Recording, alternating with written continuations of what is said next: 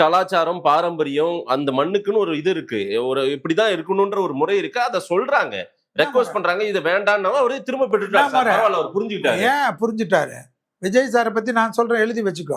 திருப்பி ராடன் பண்டிட் சாருக்கு கண்டிப்பா ஒரு நல்ல பதவி கொடுத்து தான் தீர்வார். மறுபடியும் இந்த பஞ்சாயத்துல நிக்கணுமா? அவர் அடுத்து ஆட்சி அமைக்க நல்ல அவர் ஆட்சி கொடுக்கட்டும் சார். அடுத்து வாங்க சார். ஏன் ஒருத்தருக்கு அவர் கூட இருந்தவருக்கு கொடுக்கறதுல உங்களுக்கு என்ன பிரச்சனை? எனக்கு இல்ல. சரி, உனக்கு கூப்பிட்டு சொல்லிட்டா அம்மா இவர் திமுகவே பாவம் நல்லா பேசுவாரு, இவரை வச்சுக்க கொஞ்சம் சொல்லிட்டா, விஜய் சார் கிட்ட சொல்லிட்டா, வேணும்னா நான் ஸ்பெஷலா பார்த்து அப்பாயின்மெண்ட் வாங்கி ஆதன் மாதேஷ்க்கு கொடுங்க, ஏன்னா அவரு தான் தாவேக்கெல்லாம் பத்தி பேசுவாரு, கொஞ்சம் கொடுங்கன்னு சொல்லிட்டுங்களா? என்ன ஆசை உங்களுக்கு?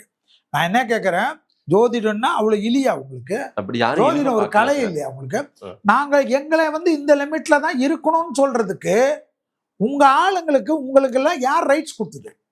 நான் என்ன கேட்கறேன், இந்திய திருநாட்டினுடைய கான்ஸ்டிடியூஷன்ல ஜோதிடனுக்கு உங்களுக்கு ஒரு உரிமை, ஜோதிடனுக்கு வேற உரிமையா? எனக்கு பதில் சொல்லுங்க சார். ஒரு ஜோதிடரை அரசு பணியில கொண்டு சிஎம்க்கு பர்சனல் டியூட்டி, ஸ்பெஷல் டியூட்டி.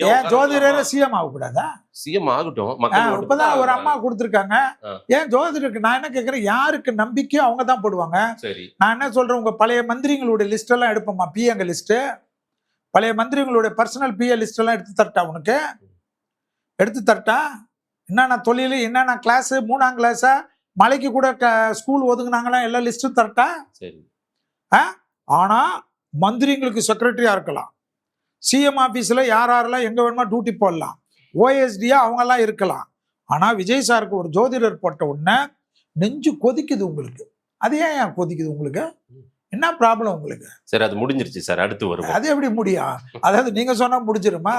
எந்த ஒரு மனிதனுக்கு உண்டான உரிமையை எப்படி நான் கேட்கிறேன், ஒரு செருப்பு தொழிலாளிக்கு ஞானம் இருக்கு, செருப்பு தைக்கிற தொழிலாளிக்கு ஞானம் இருக்கு. செருப்பு தொழிலாளி சிஎம்ங்களுக்கு க்ளோஸா இருக்காரு, ஏன் அவரை ஓஎஸ்டியா போடக்கூடாதா? அவருடைய தொழிலை பார்த்து போடுவீங்களா?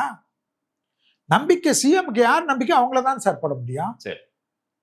சிஎம்க்கு யார் நம்பிக்கை அவங்கள தான் போட முடியும். உதய் சாருடைய கூட இருந்ததெல்லாம் யாரை வச்சுக்கிறாங்க?